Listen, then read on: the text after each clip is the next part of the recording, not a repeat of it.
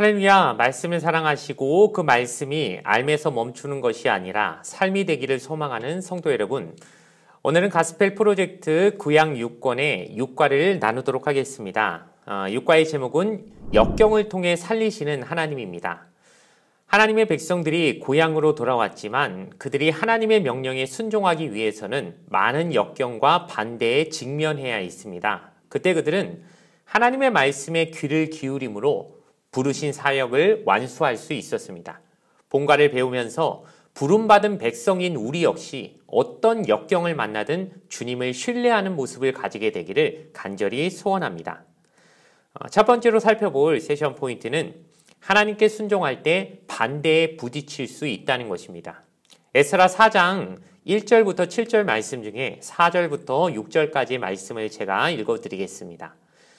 이로부터 그 땅 백성이 유다 백성의 손을 약하게 하여 그 건축을 방해하되 바사왕 고레스의 시대부터 바사왕 다리오가 즉위할 때까지 관리들에게 뇌물을 주어 그 계획을 막았으며 또 아하수에로가 즉위할 때에 그들이 글을 올려 유다와 예루살렘 주민을 고발하니라.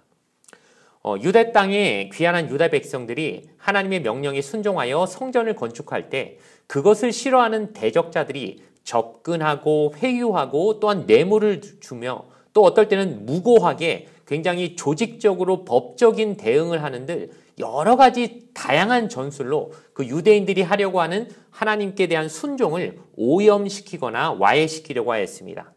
오늘날 우리 그리스도인들도 하나님 뜻에 맞게 순종하며 살려가려고 해도 세상으로부터 타협을 요구받기도 하고 또 물리적인 공격이나 피해를 받을 수도 있다는 것을 우린 알아야 합니다. 이 하나님의 성전을 건축하는 것을 방해하려고 했던 대적자들은 혼합주의적인 신앙을 가진 사람들이었습니다. 즉 이들은 하나님에 대해서 온전히 하나님만 섬기는 그런 어떤 순수한 신앙을 가지는 것이 아니라 이 이스라엘 공동체의 정체성을 흐트러뜨리고 어떻게든 하나님 백성으로서의 순수성을 취하려고 하는 것을 포기시키려고 하였기 때문에 여러 가지 많은 것으로 그들을 공격하였던 것이죠. 그러나 이스라엘 백성들은 그럼에도 불구하고 두 가지 방식으로 정체성을 확정하였습니다. 첫 번째로 구속사의 적통을 이어받은 계승자임을 확정하였고 또 주변 세력과의 첨예한 대립과 갈등을 통해 또한 자신들의 정체성을 확립하였다는 것입니다. 포로에서 귀환한 공동체는 처음에는 이 정체성을 완전히 확정하지 못해서 성전 건축에 다소 소홀했던 기간들이 있었지만 주변 세력들과의 이런 갈등을 통해 다시 한번 어떻게 보면 자신들의 정체성을 더욱더 깨달아서 이제 우리의 정체성을 확실히 지키기 위해서는 이 성전 건축이라는 말씀에 끝까지 순종해야 되겠구나라고 하는 생각을 더욱더 하게 되었고 그리함으로 이제 자신들에게 주신 사명을 더욱더 분명히 깨달아 갔다는 것을 우리는 알아야 할 것입니다. 그들은 어떤 종교 혼합주의나 우상 숭배로 빠지지 않기 위하여 과거에 그들의 조상들이 저질렀던 하나님 앞에서의 죄를 반복하지 않으려고 했다는 것을 우리는 알 수 있습니다. 그리함으로 그들은 지난과에서 살펴봤듯이 성전의 기초를 놓을 때 하나님을 찬양했고 또한 대적자들의 의도를 간파하여 타협함 없이 즉 종교 혼합주의를 단호하게 거부하는 모습을 통하여서 하나님의 백성으로서의 정체성을 지키려 했다는 것 우리 역시 배우고 따라가야 될 태도인 줄 믿습니다. 두 번째로 살펴볼 세션 포인트는 대적의 말을 듣지 말고 하나님의 말씀을 들어야 한다는 것입니다. 에스라 5장 1절에서 5절까지 말씀 중에 1절과 2절, 5절 말씀을 읽어드리겠습니다. 선지자들 곧 선지자 학개와 이또의 손자 스가랴가 이스라엘의 하나님의 이름으로 유다와 예루살렘에 거주하는 유다 사람들에게 예언하였더니 이에 스알디엘의 아들 스룹바벨과 요사닥의 아들 예수아가 일어나 예루살렘에 있던 하나님의 성전을 다시 건축하기 시작하며 하나님의 선지자들이 함께 있어 그들을 돕더니 하나님이 유다 장로들을 돌보셨으므로 그들이 능히 공사를 막지 못하고 이 일을 다리오에게 아뢰고 그 답장이 오기를 기다렸더라.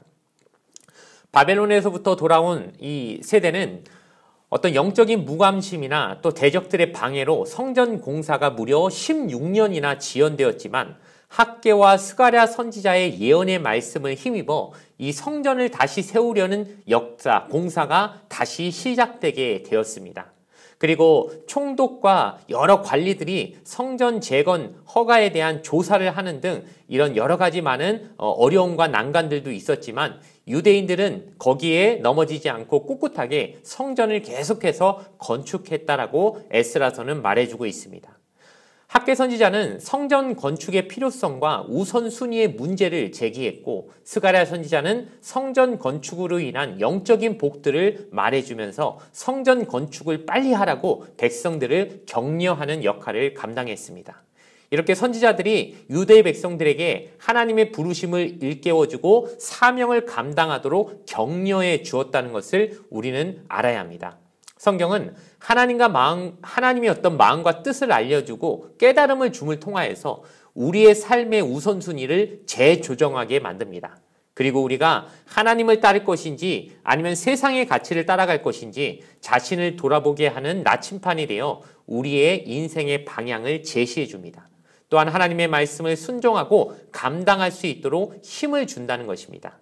그러기에 우리가 하나님의 말씀을 열심히 읽어야 되는 것은 하나님이 우리에게 가르쳐 주시는 인생의 방향을 깨닫고 그 방향으로 나아갈 때 얻는 복과 그것을 어긋나게 살았을 때 얻게 되는 하나님으로부터의 징계를 깨달아 우리가 어떻게 살아야 할지를 분명히 알기 위한 것이라는 것을 기억하면서 여러분도 하나님의 말씀을 멀리하지 마시고 정말 그 말씀을 가까이 하며 말씀을 더 많이 들으려고 하는 세상으로부터 들려오는 그 소리에 귀를 기울이기보다는 하나님의 말씀을 듣는데 더 많은 시간과 노력을 기울이시기를 간절히 부탁을 드리겠습니다. 마지막으로 살펴볼 세션 포인트는 마음을 바꾸게 하시는 하나님을 찬양해야 한다는 것입니다. 에스라 6장 13절에서 22절까지 말씀 중에 20절부터 22절까지 말씀을 읽어드리겠습니다.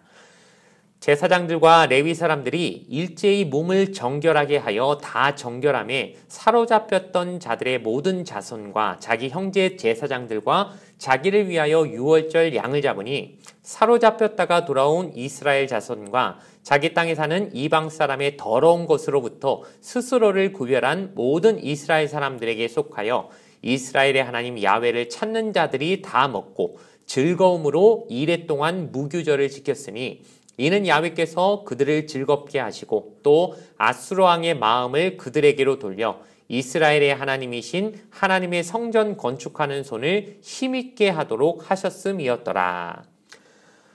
바벨론으로 끌려가지 않아 유대 땅에 여전히 남아 있었지만 외부의 문화나 종교에 동화된 사람들이 이스라엘 가운데 있었습니다.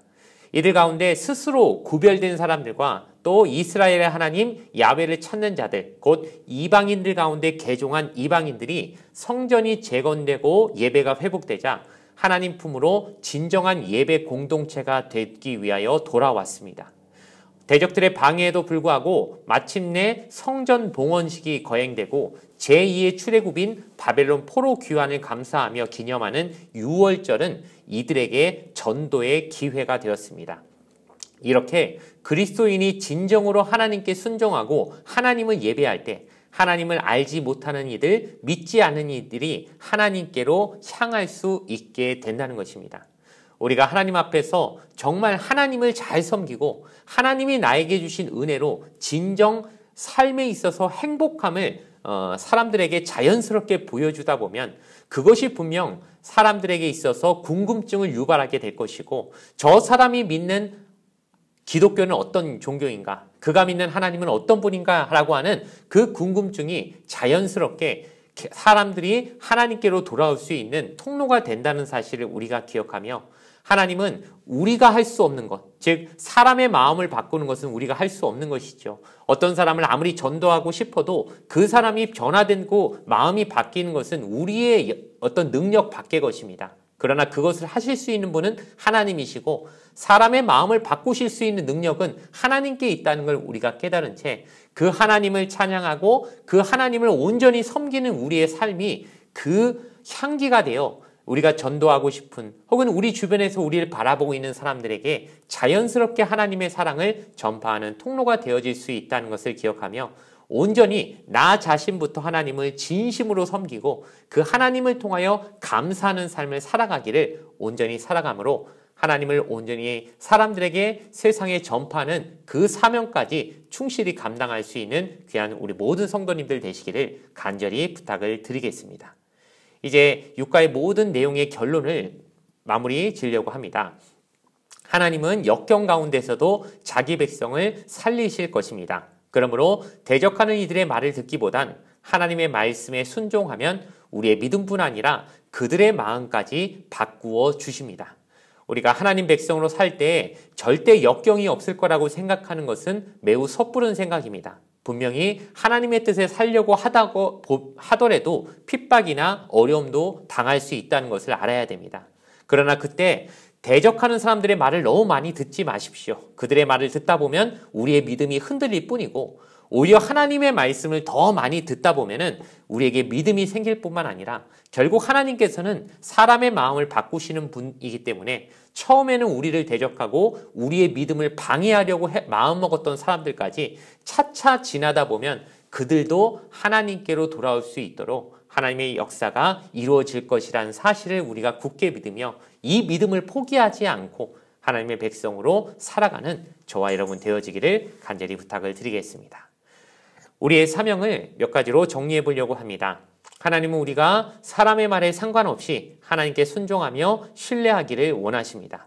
그러기 위해서 우리는 먼저 반대에 직면했을 때 교회 공동체가 서로 지원할 수 있도록 힘써야 합니다.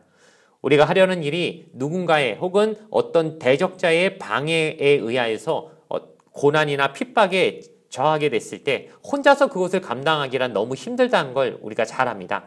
하나님의 교회 공동체를 만들어주신 이유는 혼자서 그 모든 핍박과 반대에 직면하는 것이 아니라 함께 그 어려움을 이겨나가라고 공동체를 만들어 주신 것이기 때문에 지금 당장 나에게 핍박이 오는 건 아니라 할지라도 우리 공동체의 누군가가 그러한 고난을, 즉 신앙생활하는 것으로 인하여 가정 안에서 어려움을 겪는다거나 누구로부터 아주 힘든 고난을 당하고 있다고 들었을 때는 그를 찾아가 위로해주고 함께 기도해주고 그에게 뭔가 실제적인 도움을 줌을 통하여서 그 어려움을 함께 이겨나가기 위해 힘쓰는 우리 교회 공동체가 되어야 할 줄로 믿습니다. 두 번째로 반대와 저항에 직면했을 때 사람의 말이 아니라 하나님의 말씀을 바라보도록 간구해야 할 것입니다. 사람의 말을 많이 듣다 보면 우리 마음에서 믿음이 생겨날 수 없습니다. 하나님의 말씀이 내 안에 채워질 때 거기서부터 믿음이 생겨난다는 것을 기억하고 이 내 안에서 사람의 말이 차지하는 비중이 커지면 하나님의 말씀이 들어설 자리가 없다는 것을 생각하며 하나님의 말씀으로 미리 꽉꽉 채워놓으면 거기에는 더 이상 사람의 말이 들어올 자리가 없게 되는 것처럼 먼저 하나님의 말씀으로 가득 채워놓는 그런 삶을 사시기를 간절히 부탁을 드리겠습니다. 마지막으로 말씀을 순종할 때 우리의 믿음과 반대자들의 마음을 바꾸실 수 있는 하나님의 능력을 신뢰해야 할 것입니다. 저 사람이 바뀌겠나? 저렇게 우리를 핍박하는, 저렇게 믿음에 방해되는 이야기를 하는 사람이 과연 바뀔까 싶지만 여러분 제일 대표적인 사례가 성경에 있지 않습니까? 핍박자 사울이 유명한 전도자 바울이 되었던 것처럼 하나님이 못 바꾸실 사람은 없다는 것을 기억하며 반드시 어떤 사람도 바꾸실 수 있는 하나님의 능력을 끝까지 신뢰하며 나아가는 우리의 신앙생활이 되어지기를 간절히 부탁을 드리겠습니다. 이것으로 가스펠 프로젝트 구약 6권의 6과를 모두 마치도록 하겠습니다. 시청해 주셨음에 감사드립니다.